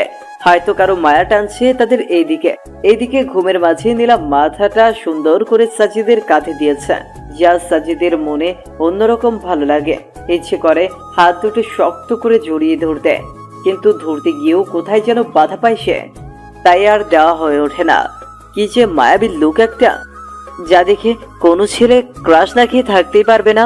সাজিদেরও এর ব্যতিক্রম হবে না। এই যে ভাইয়া, কি দেখতেছো ভাবে?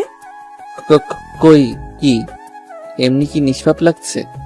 তাই নাকি? শুধু নীলা না ঘুমাইলে সবাইকে নিষ্পাপ লাগে। তাই নাকি? কই আগে তো জানতাম না। তুমি একটু ঘুমাও তো দেখি কিরকম নিষ্পাপ লাগে। ভাইয়া তুমিও না। এর মধ্যেই নীলা উঠে যায়। এদের কথাবার্তায় সরি, আমি ভুলে মাথা দিয়ে ফেলেছি, স্যার ক্ষমা করবেন। সমস্যা নেই, তুমি এভাবে ঘুমাইতে পারো। না, আর ঘুম আসবে না। তাই তাহলে একটা গান শোনাও। ঘুম থেকে উঠে কেউ গান বলার মুডে থাকে নাকি? তাই এই যে পানি নাও আর ফ্রেশ হও। এদিকে এসে আমি বাকিদের অবস্থা দেখে আসি। ওকে। সবার কি অবস্থা, ঠিক আছেন তো? স্যার সবাই ঠিক, শুধু মোটো ভাইয়ের একটু সমস্যা হয়েছে। কি সমস্যা? স্যার চাপ দিয়েছে আর মোটো ভাই সহ্য করতে পারছে না, যখন তখন ড্রাম ফেটে যাবে। মোটু ভাই আর একটু সহ্য করেন, আমি ড্রাইভারকে বলছি কোনো হোটেল দেখে গাড়ি পার্ক করতে। এরপর নিজের সিটে চলে এলো। রাত 11টার দিকে তারা গিয়ে রিসোর্টে ওঠে। এরপর সবাই সবার রুমে, আর সাজিদ বাইরে এসে রাতের আকাশ দেখতেছে, যা তানহার চোখে পড়ে। কি দেখতেছো ভাইয়া? এই তো তারাগুলো দেখি। দেখো, সবগুলোকে স্থির দেখা যাচ্ছে, কিন্তু কেউই স্থির না। এ যার নিজের বেগে ছুটছে তো ছুটছে, দিন শেষে আবার এক জায়গায় মিলছে। কি অদ্ভুত, তাই না? ভাইয়া একটা কথা বলি। বলো। তারাগুলো কিন্তু কাউকে কেন্দ্র করে ছুটছে, কিন্তু আমাদের মাঝে এমন কেউ কেউ থাকে যারা কিন্তু কোনো কেন্দ্র ছাড়াই ছুটে চলছে। কে বলছে তোমাকে? তাদেরও একটা কেন্দ্র থাকে, তা অন্যরা কেউ জানে না। তো ভাইয়া বোন হিসাবে একটা জিনিস জানতে চাই, না করবা না। কি? তোমার জীবনে কে কে আছে বা কে কে নাই, তারা কোথায় গেছে সব? কি হবে শুনে? ভাইয়া প্লিজ। কেউ নেই আমার, তার থেকেও 5 বছর আগে চলে এসেছি। কেন? সৎ মায়ের প্যারা সহ্য করতে পারছিলাম না, তাই। আসলেই আমাদের সমাজে অনেক মানুষ আছে এরকম, যেমন নীলার বয়ফ্রেন্ডটা, সেই চলে গেল সৎ মায়ের প্যারায়, আর খোঁজ মিলল না। খোঁজে নাই তাকে? কি বলো, খোঁজে নাই? এমন কোনো জায়গা বাদ রাখি না এই শহরে, কিন্তু পাইনি। এখন নীলা খুঁজে বেড়ায় তাকে, প্রতি রাতে কাঁদে এই ছেলের জন্য। আমি যদি বলি ছেলেটা ওর সামনেই? হোয়াট? ভাইয়া আমি কিন্তু মজা করছি না, সিরিয়াস আমি। আমিও মজা করছি না, দেখো এটা। মানে কি এসব? কেমনে কি করে হলো? আমি তো স্বপ্ন দেখছি না তো। না, সেসব অনেক কথা, কত মানুষের যে কথা শুনে এই পর্যায়ে এসেছি। আগে বলো, এত স্মার্ট কি করে হলে? সেই স্কুল জীবন থেকেই খ্যাত নামটা শুনতে শুনতে তিক্ত হয়ে গেছি, তাই ভাবছি যে আগে নিজেকে বদলাবো।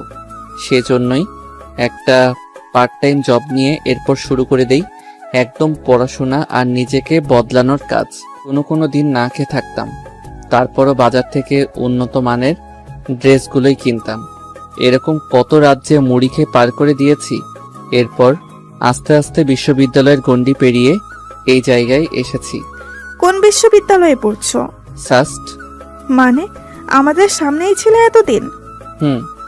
আর তোমার ডিপার্টমেন্ট এই, কিন্তু কোনোদিন তোমাদের চোখে ধরা দেই নাই। পরীক্ষার সময় 2-1 দেখা হতো, কিন্তু তেমন লক্ষ্য করো নাই তোমরা। আর এক বড় ভাইয়ের সহযোগিতায় এই কোম্পানিটা খুলি। ওয়েট, ক্লাস টপার কি তুমি সেই সাজিদ? যে কিনা সপ্তাহে একবার ক্লাস করে, ক্লাস টপার? কি আজব, তাই না? আমি নীলাকে বলতেছি সব। ওই থামো, এখন কিচ্ছু বলবা না, দেখবো নীলা চিনতে পারে কিনা। দেখো ভাইয়া, নীলা এইভাবে কোনোদিন দেখেনি তোমায়, তাই চিনতে পাবে না। মনের মিল থাকলে না দেখেও চেনা যায়। জাস্ট ওয়েট করো। তোমরা কি ভাবছো আমি চিনি না তোমাদের? সেই ভার্সিটি থেকেই দেখে আসতেছি তোমাদের। অনেক রাত হয়েছে, ঘুমাইতে যাও। ওকে, গুড নাইট। শোনো। বলো ভাইয়া। প্রমিস করো কখনো বলবা না নীলাকে। ওকে, বাট কখনো যদি জানে তখন? জানবে না। Good night. আর ভাইয়া নামটা কেন তোমার? নীলা বা কেউ যাতে জানতে না পারে। এরপর যে যার রুমে চলে গেল। কি কথা বললি বাইরে? মানে তুই ঘুমাস নাই? না, কি কথা হয়েছে বল। ওসব এমনি কথা বললাম। কেন না ঘুমিয়ে বাইরে আছে এসব, এছাড়া কিছু না। তুই মিথ্যা বলবি না, বললাম। তানহা মনে মনে ভাবতেছে নীলা সব জেনে গেল নাকি। আর ইমরান মানে সাজিদ ভাবছে তানহা কি রাখবে তার কথা।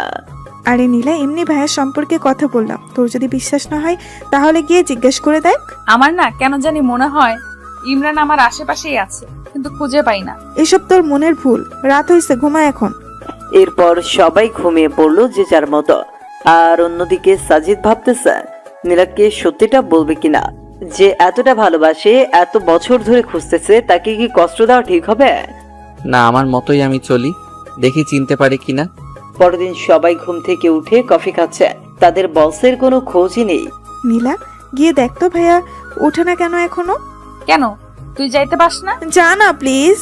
এখন চাইতে চাস না, কিন্তু পরে যখন শুনবি সব তখন তো দৌড়ে যাবি, কুত্তি একটা। তানহা পরের কথাগুলো মনে মনে বলল। ওই কিছু বললি তুই? কই না তো, তুই গিয়ে দেখ না প্লিজ। নীলা গিয়ে দরজা ধাক্কাচ্ছে, কিন্তু কোনো খবর নাই কারো।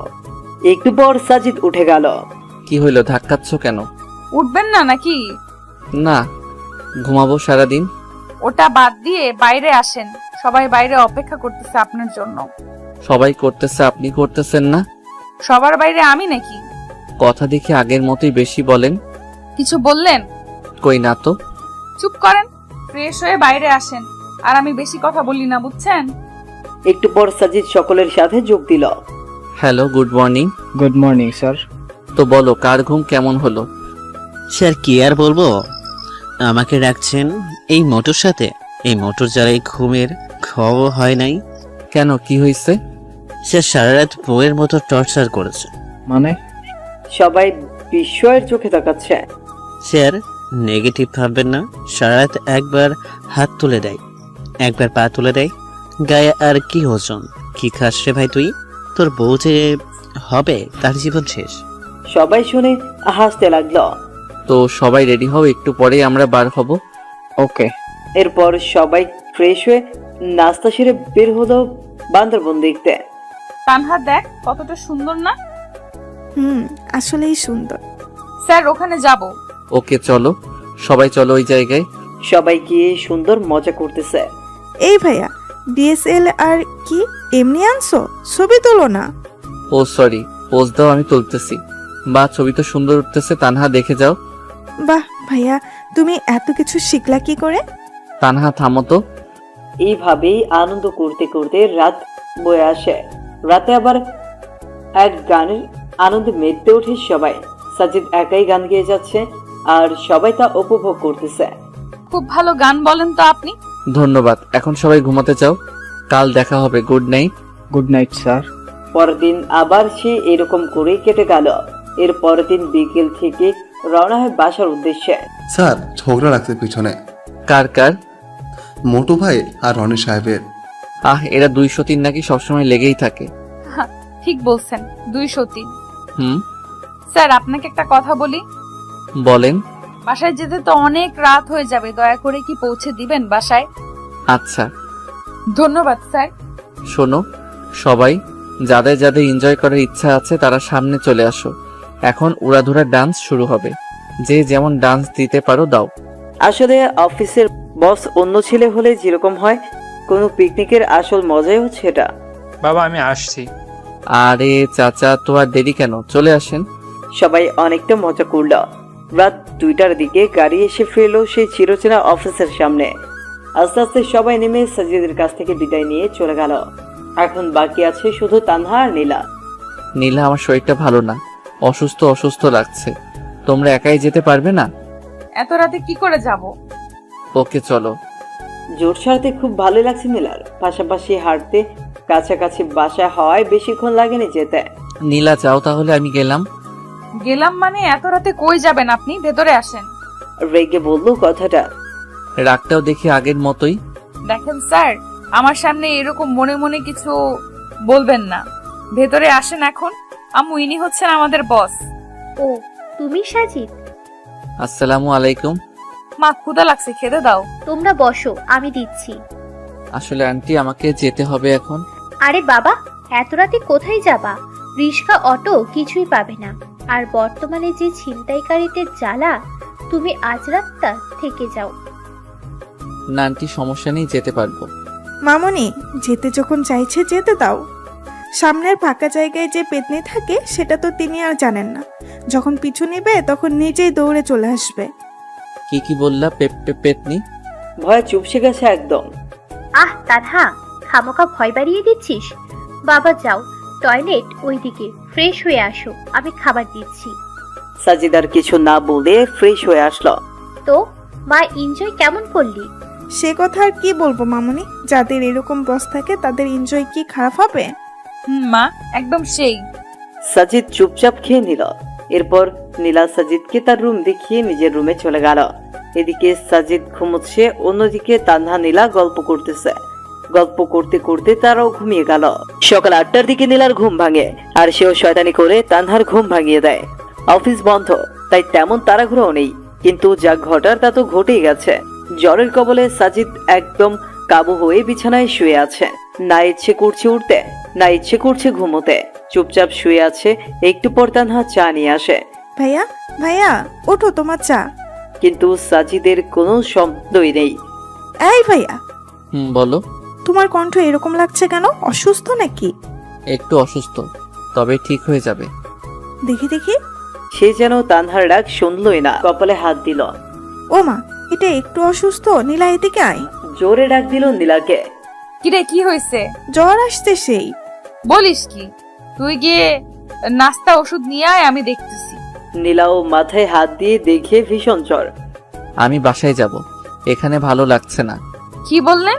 বাসায় গেলে দেখাশোনা করার জন্য বউ আছে নাকি? তা নেই, এরকম জ্বর আমাদের জন্য ব্যাপার না। চুপচাপ শুয়ে থাকেন। একটু পর তানহা নাস্তা আর ঔষধ নিয়ে আসলো। এরপর ধীরে ধীরে খেয়ে আবার শুয়ে পড়লো। তোমার শরীর খারাপ আর এই অবস্থায় বাসায় যেতে চাইছো? বাসায় গেলে খাইতে কি শুনি? সাজিদ চুপচাপ শুনতেছে কথা। এখন ঘুমান, আমি পট্টি দিয়ে দিতেছি। এমনিতেই সেরে যাবে, তার দরকার নেই। আপনারা মনে হয় নাস্তাও করেন নাই, যান নাস্তা করে নেন। চুপ করেন তো। এরপর পট্টি দিতে লাগলো। যে কোনো ব্যক্তি অসুস্থ হলে তারা চায় যে তাদের ভালোবাসার মানুষটা তাদের সেবা করুক। সাজিদ তো তার ব্যতিক্রম না। পট্টি দিতে দিতে নীলার ঠান্ডা হাতটা সাজিদের চোখে পড়তেছে, আর সাজিদের মনে হচ্ছে যে তার হাতটা যেন শরীরের সব তাপ শোষণ করে নিচ্ছে। সম্পূর্ণ এক অন্যরকম অনুভূতি সাজিদের মনে খেলা করছে। তানহা শুধু বসে বসে দেখতেছে আর মনে মনে হাসতেছে। এত কাছে এরা, অথচ নীলা বুঝতেই পারছে না যে সে তার সেই চিরচেনা মানুষটারই সেবা করছে। নীলা, আমার ভালো লাগছে না কিছু, বাসায় যাব আমি। ভালো লাগছে না জন্যই রেখেছি এখানে। ধ্যাত। আচ্ছা সত্যি করে বলেন তো, মাথায় পট্টি দিয়ে দিতেছি, আপনার কি খারাপ লাগছে? না। তাহলে বললেন কেন ভালো লাগছে না? ঢং করেন আমার সাথে? কি হলো, চুপ কেন? আসলে আমি তোমাকে কষ্ট দিতে চাচ্ছি না। সেই ছোটবেলায় মা মারা যায়, এরপর জ্বর হলেও জোটেনি ওষুধ। এমনি এমনি জ্বর সেরে যেত, কখনো খেয়ে কাটতো, কখনো বা না খেয়ে দিন কাটতো। আচ্ছা আপনার বাবার কি হয়েছে? ওসব বাদ দাও। আর একটা কথা শোনেন, আপনি আমার বস, তো আপনার জন্য কিছু করলে সেটা কষ্ট না, বুঝছেন? শরবত বানাই দিতে পারবা? শুধু শরবত না, আমি ভালো করেই জানি জ্বর হলে মানুষের কোনগুলো খাইতে ইচ্ছা করে। একটু পর সব নিয়ে আসতেছি। আর তানহা ফুচকা বানাতে গেছে, কি খাবেন তো? ওকে, তবে ঝাল একদম বেশি থাকতে হবে। চুপচাপ শুয়ে থাকেন, আর ভুলেও ফোন হাতে নিবেন না। ফোনের রেডিয়েশন পড়লে জ্বর আরো বেশি হয়। জ্বর হলে কখনো চোখের সামনে নিয়ে ফোন টিপবেন না। ফোন থেকে যে রেডিয়েশন বের হয় তা অত্যন্ত ক্ষতিকর। আর চাপ নিবেন না মাথায় বেশি। যেমন জ্বর হলে বেশি পড়তে গেলে দেখবেন যে জ্বর আরো বেশি হইতেছে। আমার জ্বর আবার অন্যরকম, সারাদিন ভালো থাকে, কিন্তু সন্ধ্যা হলেই শুরু হয়, যারা 9টায় শেষ। যাই হোক, সবাই নিজেদের কাছের মানুষের খেয়াল রাখবেন। এখন রেস্ট নেন, আমি আসতেছি। একটু পর নীলা চলে আসলো। এই নেন, এখানে শরবত, চালতার আচার, একদম ঝাল, আর এটা হলো ঝাল মুড়ি। এত কিছু? তুমি তো দেখি অনেক ফাস্ট। এখনো কিছু হয় নাই স্যার, একটু পর আরো কিছু আসতেছে। আরো কিছু? এগুলো তো একাই শেষ করতে পারবো না, তোমরা হেল্প করো একটু। ওকে, তা করবো, এখন শুরু করো। এরপর সাজিদ নীলা তানহা খাওয়া শুরু করলো। কেমন হয়েছে? সেই। তানহা ফুচকান। এরপর একটু আড্ডা দিল সবাই মিলে। স্যার আপনি একটু ঘুমান এখন। হুম। কিন্তু ঘুমানোর চেষ্টা করলেই কি ঘুম আসে জ্বরের মাঝে? ঘুম আসে না তো। ওকে আমি মাথায় হাত বুলিয়ে দিচ্ছি, আপনি চেষ্টা করেন ঘুমানোর। এমন ভালোবাসা কে না চায়? আসলে প্রতিটা মেয়ে তাদের যার যার ঘরে ডাক্তার, যারা ঔষধ ছাড়াই জ্বরকে ভালো করে দিতে পারে। আস্তে আস্তে ইমরান ঘুমিয়ে যায়। বিকেলের দিকে নীলার ডাকে ঘুম ভাঙে। স্যার, বলো। জ্বরটা একটু কমছে, গোসলটা করে নেন এখন। গোসল করলে যদি বেশি হয়? সম্পূর্ণ শরীর না ভিজিয়ে মাথাটা ভেজান আর শরীরে ভেজা কাপড় দিয়ে মুছে নেন, ভালো লাগবে। ওকে। আসলেই বেশ ভালো লাগতেছে। এরপর খাওয়া শেষ করে 1 কাপ চা খেয়ে বাসার দিকে রওনা হয়। কিন্তু জ্বর কি একদিনেই পিছু ছাড়ার পাত্র? বাসার গেটে আসতেই যা যা খেয়েছে তা বের করে দিল মুখ দিয়ে। আস্তে আস্তে জ্বরটাও বাড়তে লাগলো। সাজিদও সুন্দর করে কাঁথা মুড়ি দিয়ে ঘুমিয়ে পড়লো। সন্ধ্যার দিকে অনেকটা ঠান্ডা লাগতেছে। শুয়ে পড়তেই ঘুম ঘনিয়ে আসে চোখে। রাত 2টায় ঘুম ভেঙে যায়। আর আসে না ঘুম। এখন কোনো রকম যন্ত্রণা কাজ করতেছে শরীরে। মনে হচ্ছে এর থেকে মরাই ভালো। কোনো রকম রাতটা পার করে দিল। হ্যালো চাচা। হ্যাঁ বাবা, হঠাৎ এত সকালে? চাচা, আমার জন্য কিছু খাবার আর জ্বরের ওষুধ নিয়ে আসেন তো একটু। ওকে, আমি এক্ষুনি আসতেছি। একটু পর সব নিয়ে আসলো। চাচা, আর আজ সবাইকে অর্ধেক বেলা কাজ করে ছুটি দিয়ে দিন। সময় মতো সবাই চলে আসলো। তখন পিয়ন সবাইকে জানিয়ে দিল। চাচা, স্যারের অসুখ ভালো হয় নাই। না মা, আরো বেশি হয়েছে। সকালে গিয়ে খাবার ওষুধ কিনে দিয়েছি। ও, ওনার বাসার ঠিকানাটা দেন তো। ঠিক আছে, লিখে নাও। এরপর ঠিকানা নিয়ে তারা চলে গেল বাসার উদ্দেশ্যে। গিয়ে দেখে দরজা খোলাই আছে। এই যে বস, আপনার সমস্যা কি? হ্যাঁ, কই কোনো সমস্যা নাই তো। জ্বর বেশি হয়েছে, একবার তো বলতে পারতেন আমাদের, শুধু বেশি বুঝবে। তানহা, একটা অটো ডেকে নে। অটো দিয়ে কি হবে? যতদিন না জ্বর ভালো হচ্ছে আমাদের কাছে থাকবেন। এটা সম্ভব না। দেখেন, বেশি কাহিনী করবেন না, তাহলে কিন্তু ভুলে যাব আপনি আমার বস। আমার রাগ সম্পর্কে জানেন না, তাই চুপ থাকেন। আমি ভালো করেই জানি। কি বললেন? কিছু না। এরপর একটা অটো নিয়ে সোজা চলে আসেন নীলাদের বাসায়। আচ্ছা, আমি তোমাদের বাসায় কেন যাব? মানুষ তো এমনি বলবে যে আমি কে হই তোমাদের। তুমি আমার ভাইয়া না, হুম। তাহলে আবার এই কথা কেন? শোনেন মিস্টার, মানুষ কি বললো না বললো তাতে আমার যায় আসে না। কি বাবা, অসুস্থ হয়েছো? তা একবারও আমাদের জানানোর প্রয়োজন মনে করলে না? পরপর ভাবো আমাদের, তাই না? হুম, তা তো অবশ্যই। পৃথিবীতে কেউ কারো আপন নয়। মানে? আন্টি, সবাইকে তো একদিন মরতে হবে, যেমনটা আমার মা আমায় রেখে গেছে। হয়েছে, আর বেশি বয়ান ছাড়া লাগবে না। হুম। এখন রেস্ট নেন, আমি পানি নিয়ে আসতেছি। ভাইয়া, দেখছো কি কেয়ার করতেছে তোমার? তোমার যদি জানে তুমি ইমরান, তখন না জানে কি করবে আবার? কি আর করবে, যে রাগই আমার জীবনটা শেষ করবে। তানহা, তুই খাবার নিয়ে আয়, আমি মাথায় পানি দিয়ে দিচ্ছি। ওকে। শুয়ে পড়ুন তো। এরপর পানি দিতে লাগলো। কেমন লাগছে এখন? ভালো। শুধু ভালো লাগছে না, অনেকটা স্বস্তিও পাচ্ছি। শুয়ে থাকেন, আমি দিচ্ছি। এইভাবে সেবা করতে থাকে নীলা। জ্বর একটু কমলেও সাজিদকে অফিসে যেতে দেয়নি। পরের দিন তানহা নীলাকে, এখন তো জ্বর কম, এখন বাসায় যাই। না, কাল সকালে এখান থেকে অফিসে যাবেন। কেন? রাতে যদি আবার জ্বর আসে। ও। ছাদে আড্ডা দেই, চলেন। ওকে। জানেন স্যার, আমার জীবনে যে সামনে কি হতে চলেছে কিছুই বুঝতেছি না। যাকে চাই তাকে খুঁজে বেড়াই, কিন্তু পাই না। আপনার জীবন সম্পর্কে বলুন একটু শুনি। আমার জীবন নিয়ে কি বলবো? আপনি কি বলেন? আপনি না বললেন বাবা মা নেই, তারা কিভাবে মারা গেল? মা মারা গেছে অসুস্থ হয়ে, আর বাবাকে হারিয়েছি মা মারা যাওয়ার 2 মাস পরে। তাহলে ছোটকালটা আপনার খুব প্যারাময় ছিল, তাই না? শুধু প্যারা না, আরো অনেক কষ্ট ছিল। আসলে কষ্টের পর সুখ আসে, তাই না? কি জানি, হবে হয়তো। আমি কবে দেখা পাবো? কিসের, সুখের নাকি ছেলেটার? দুটোরই। কে সেই ছেলে? ওর নাম ইমরান। শেষে আমায় একটা চিঠি দিয়ে চলে গেছে। আজ পর্যন্ত অনেক খুঁজেছি কিন্তু পাইনি। ও বাবা, তাড়াতাড়ি দেখিও। চলেন, ঘুমাবেন এখন। শোনো, বলেন। Good night. Good night. পরদিন সকালে ফ্রেশ হয়ে চলে গেল সবাই অফিসের দিকে। বাবা কেমন আছো? আলহামদুলিল্লাহ চাচা। জ্বর কমেছে কি? হ্যাঁ চাচা, যে ট্রিটমেন্ট দিছে জ্বর ভালো না হয়ে কই যাবে। এরপর সাজিদ ও রুমে গেল। একে একে সবাই এসে জিজ্ঞেস করতেছে স্যারের শরীর কেমন আছে। এই যে মিস্টার স্যার, কি? লাঞ্চের সময় হয়েছে, চলেন। এখন না, তোমরা যাও, আমি পরে আসতেছি। না, এখনই চলেন, বেশি কথা বলবেন না। ওকে চলো। তুমি তো আবার যে রাগী। রাগের তো কিছুই দেখেননি এখনো আমার। মা বাবা আর আমার বিএফ জানে আমি কেমন রাগী। হইছে, চলেন। এরপর খাওয়া শেষে আবার চলে আসে কাজে। ভাইয়া চলো এখন। আর একটু কাজ করে যাই। না, এখন চলো।